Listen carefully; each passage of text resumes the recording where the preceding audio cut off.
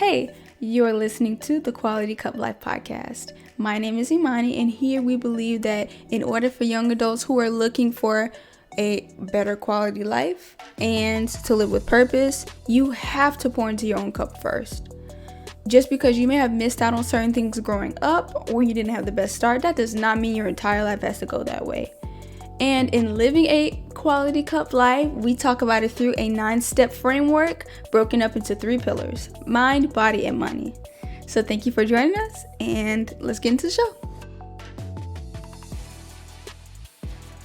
Hey, and we are back. Hello, consistency.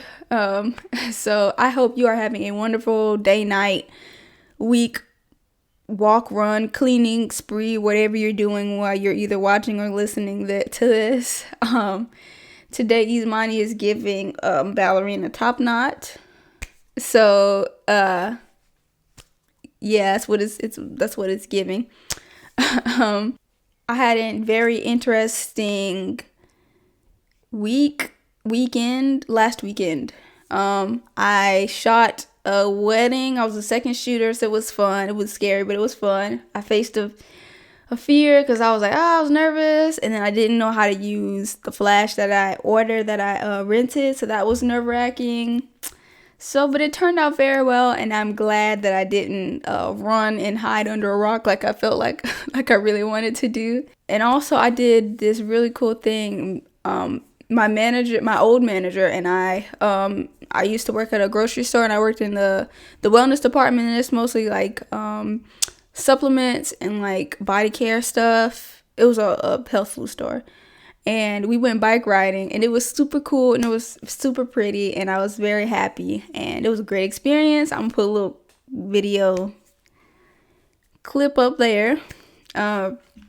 What does that have to do with you say? Well, absolutely nothing, other than this is just a reminder for you to remember to enjoy your life and do things that scare you, but be good for you, or you think could be an interesting experience.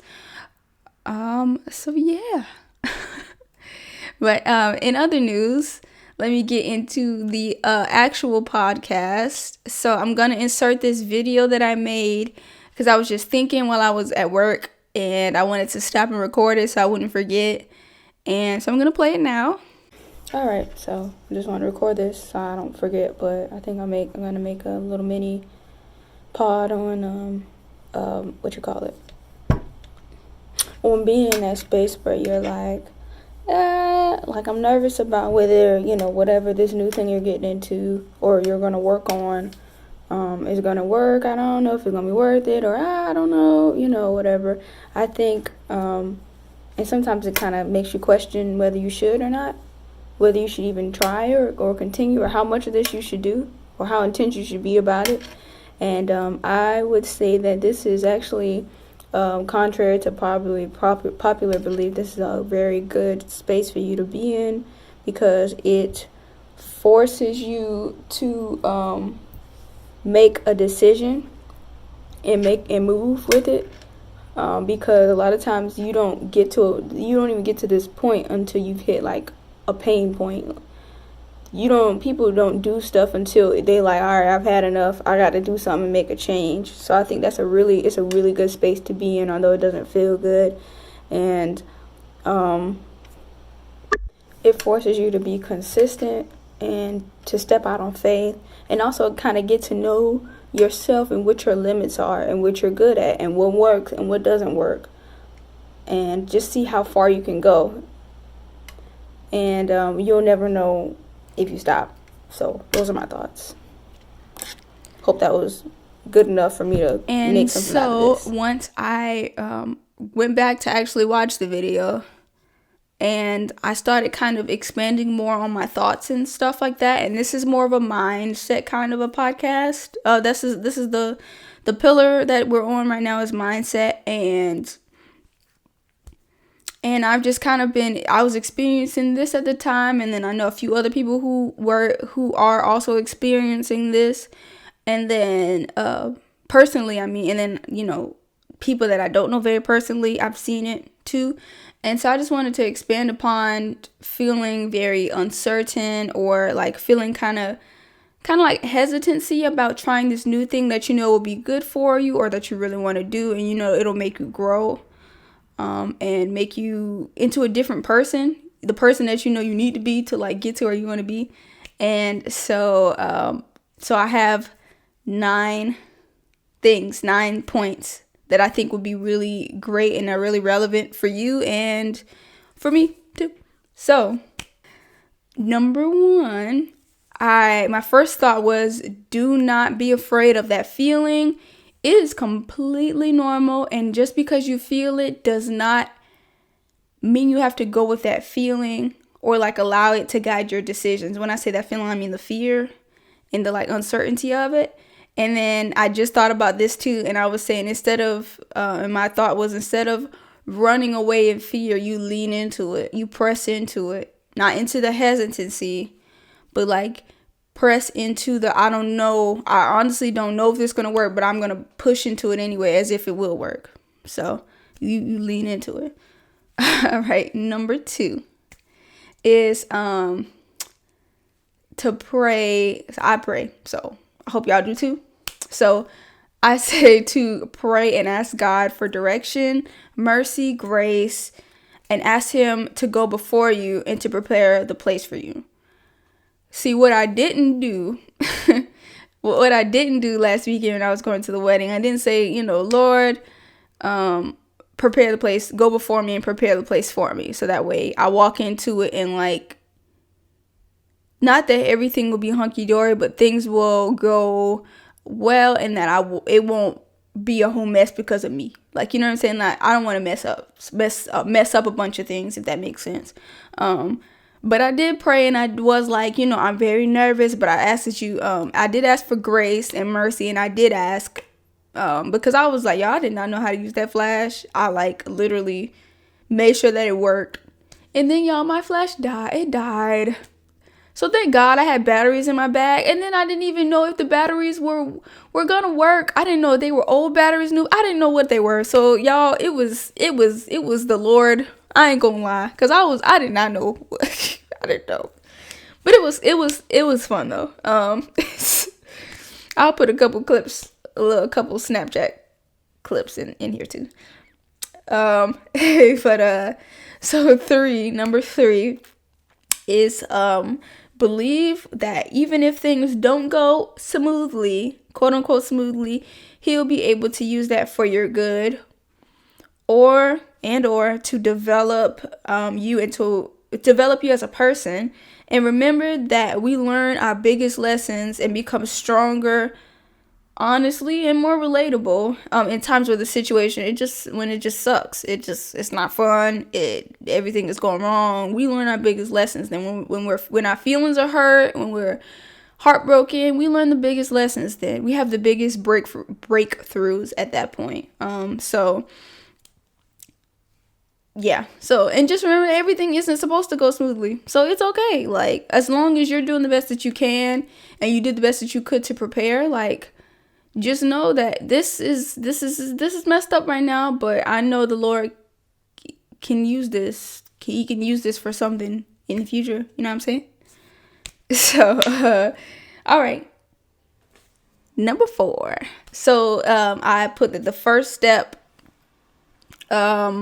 is showing up. And then I've heard a lot of people be like, man, just show up. All you need to do is show up. And that is good. That is the first thing, but that's not the only thing. The only thing you don't need to do is just show up.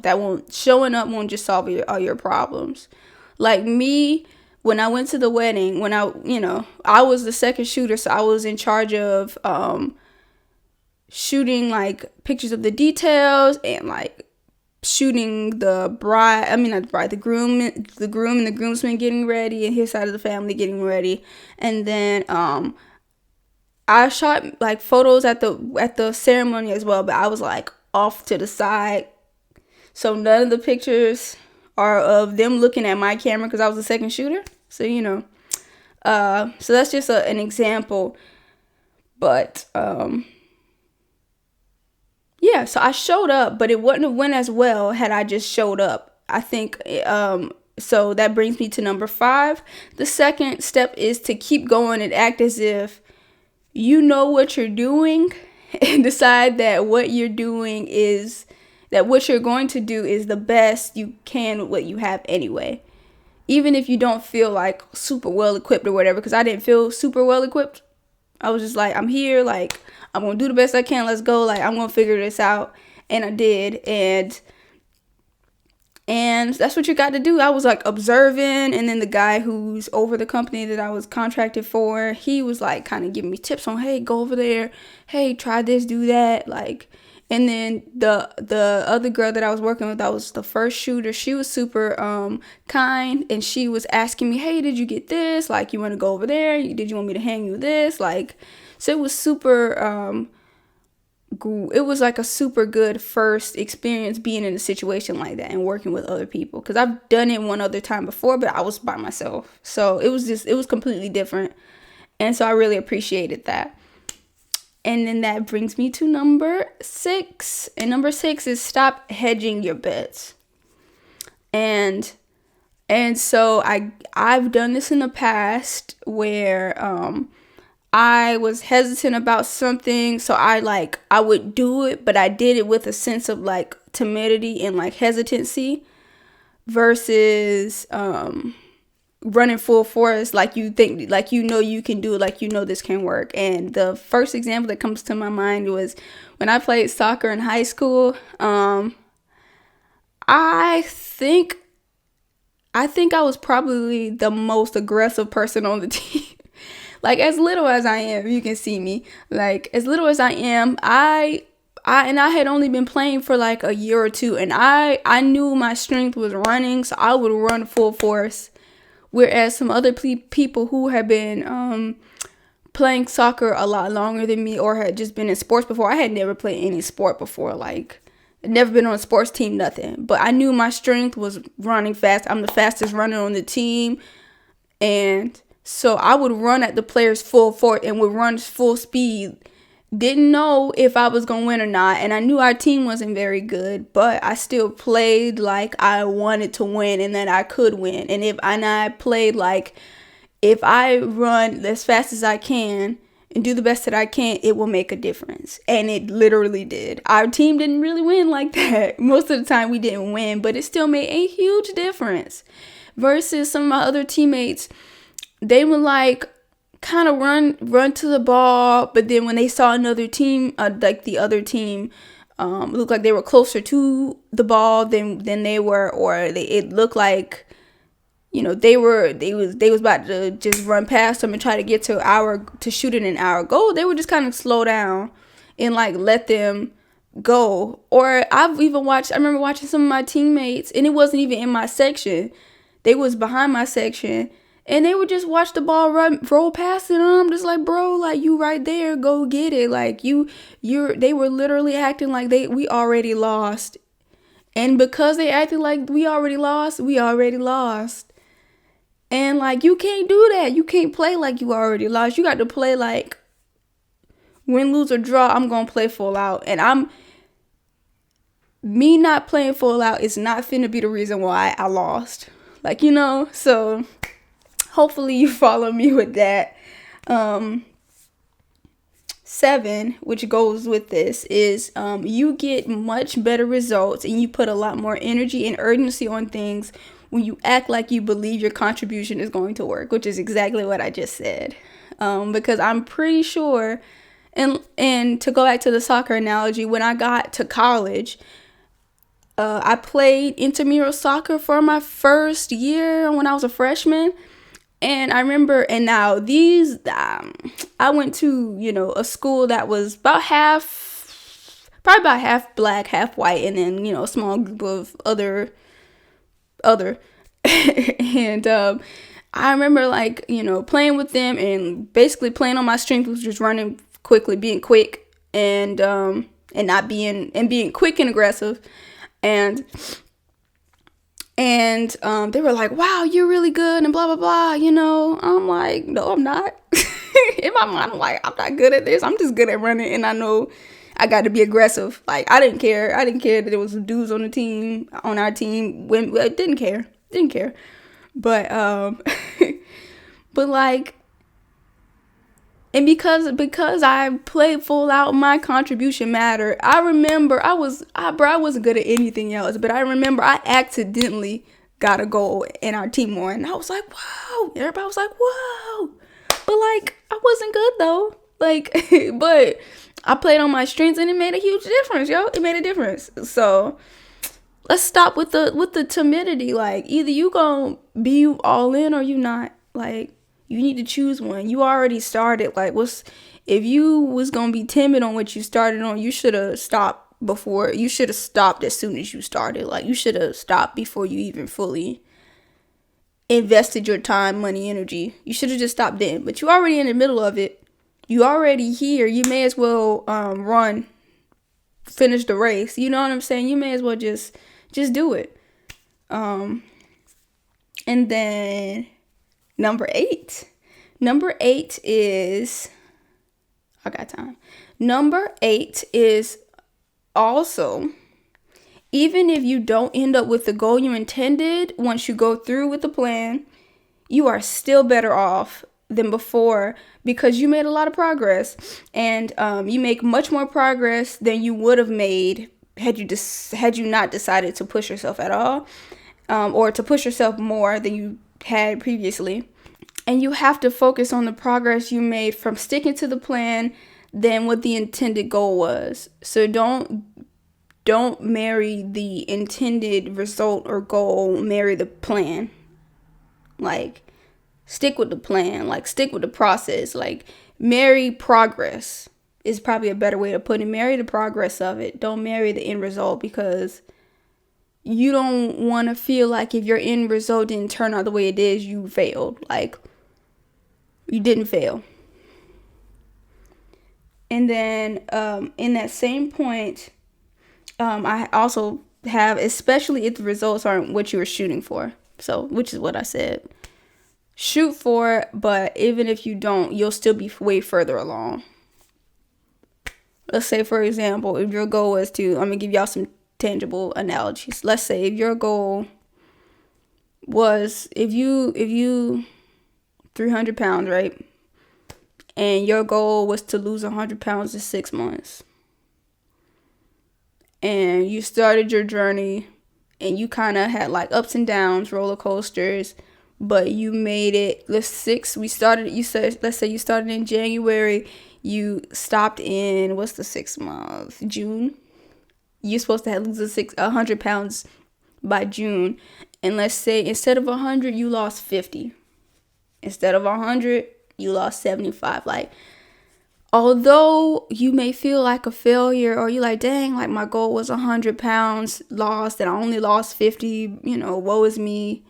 Which I can get it. Like, it can be a little like disappointing, but like, you have got to look at, bro, you lost 50 pounds. 50 pounds, that's a whole kindergartner. You lost the weight of a kid. That's huge, man. That's huge. And the fact that you even believe that you could even start to do that in the first place is amazing. It's amazing. It's amazing. And then man, like nowadays, how easy it is, bro. Eating healthy is so much more expensive than to freaking get McDonald's every day. You could hit up, well, they don't have the dollar menu no more, but you could hit up Wendy's and get the 4 for $4 every day, and it is still cheaper than to freaking buy the same salad, buy a salad from there. Like, it's cheaper, bro. Like, it's cheaper. It's cheaper, cause like, it's crazy. So you should be proud of yourself, and you should pay attention to that more than you paid attention to you not getting the 100 pounds. Now, I think from that point moving forward, you can look at how the journey went and what you did right, what you did not so right, what you struggled with, and then what kind of adjustments and what you learned, and make adjustments on how you can move forward to get to 100 pounds. But you still did great. So I'm here for it in this analogy. And then, so the last the last thing, which is number 9, which is, I kind of said it already. And that is, you also learn what you can do differently moving forward, which can turn into even more wins in the future. And I already said that.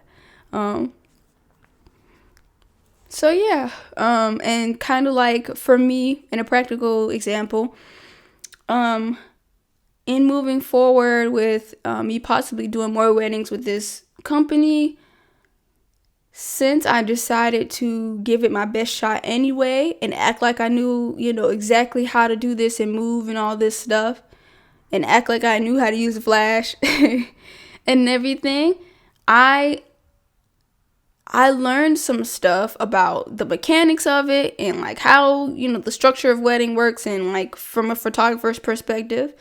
And then I kind of have, I have a also a better understanding of how I can continue to push through things. Like I have more of a confidence about myself as well, which will lead to more wins in the future. And so, yeah, I'm proud of myself for that. And so that is where we're at with that. I do have one question for you. So, what is one thing that you've been kind of hesitant about, whether that was in the future, and how did you overcome it? I'm not in the future, Lord. In the past, how did you overcome it? Or if you are kind of feeling hesitancy or uncertainty about something now, what do you think you could do to do better? Or to help you lean into it? I want to know. So you can leave it in the comments or email it to me. Whatever. Make sure you share this podcast if you found it helpful or if you just thought I'm just funny.